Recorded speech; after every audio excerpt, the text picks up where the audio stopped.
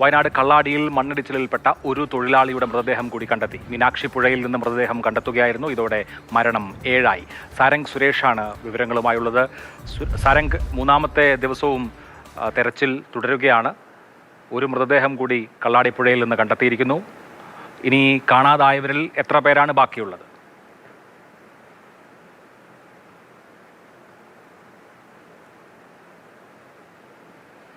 അനുകൂലമായ ഒരു സാഹചര്യം തന്നെയാണുള്ളത്. അതുകൊണ്ട് തന്നെ കൃത്യമായ രീതിയിൽ തന്നെ തിരച്ചിൽ നടത്താൻ സാധിക്കുന്നു എന്ന് തന്നെയാണ് ഏറ്റവും പ്രധാനപ്പെട്ട കാര്യം. നമുക്കിപ്പോൾ കാണാം, അപകടമുണ്ടായ മണ്ണിടിച്ചിലുണ്ടായ പ്രദേശത്ത് നിന്ന് ഏതാനും ചില മീറ്ററുകൾ മാറി മീനാക്ഷി പുഴയുടെ ഭാഗത്ത് നിന്നാണ് ഇപ്പോൾ ഒരു മൃതദേഹം കൂടി കണ്ടെത്തിയിരിക്കുന്നത്. ഇന്ന് നേരത്തെ തന്നെ മന്ത്രി അടക്കം പറഞ്ഞിരുന്ന കാര്യമാണ്. NDRF-ഉം അതോടൊപ്പം തന്നെ അഗ്നിശമന സേന അടക്കം പുഴയോട് ചേർന്നുള്ള മേഖലകളിലും പുഴയിലുമായിരിക്കും പരിശോധന നടത്തുക എന്നത്.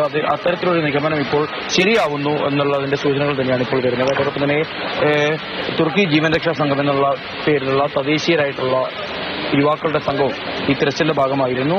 അവരാണ് ഈ ഒരു മൃതദേഹം അവിടെ നിന്ന് കണ്ടെത്തുന്നത്. ഇപ്പോൾ മണ്ണുമാന്തി യന്ത്രം ഉപയോഗിച്ച് മണ്ണ് അവിടെ നിന്ന് മാറ്റി മൃതദേഹം മുകളിലേക്ക് സ്ട്രെച്ചർ വഴി മുകളിലേക്ക് ആംബുലൻസ് അടക്കമുള്ള സംവിധാനങ്ങൾ അവിടെ സജ്ജമാക്കിയിട്ടുണ്ട്. അതിനുശേഷം നേരെ ആശുപത്രിയിലേക്ക് എത്തിച്ച് പോസ്റ്റ്മോർട്ടം നടപടികൾ പൂർത്തിയാക്കും.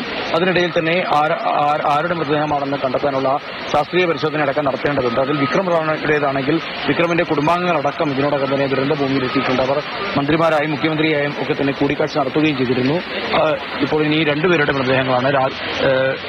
രണ്ടുപേരെയാണ് കാണാതായിട്ടുള്ള നിലവിലെ സാഹചര്യത്തിൽ. ഇനിയിപ്പോൾ രാകേഷും അതോടൊപ്പം തന്നെ വിക്രം റാണ ഇതിൽ ആരുടെ മൃതദേഹമാണെന്ന കാര്യത്തിൽ അല്പസമയത്തിനകം തന്നെ വ്യക്തത വരുന്നത് തന്നെയാണ്. അപ്പോൾ നിലവിൽ കാലാവസ്ഥ അനുകൂലമായ ഒരു സാഹചര്യമാണ്. അതുകൊണ്ട് തന്നെ തിരച്ചിൽ നല്ല രീതിയിൽ മുന്നോട്ടേക്ക് കൊണ്ടുപോകാൻ കഴിയുന്നു.